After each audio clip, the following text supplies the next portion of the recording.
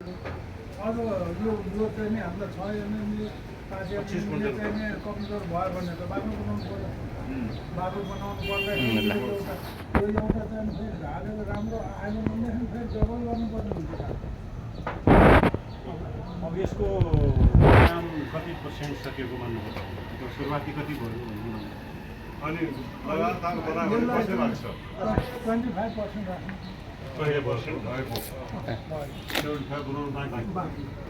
त्यसलाई बनाउन सिधै काम थाल्यो भने कति लाग्छ? अब हामीले यो मैनको बनाउनु यो जति समय लाग्दैन, मैनको बनाएर खाली समयमा चाहिँ अझै महीना बढी लाग्छ।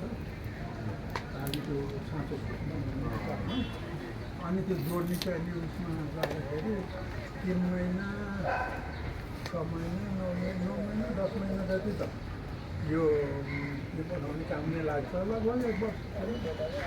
1 वर्ष भनेपछि अर्को चाहिँ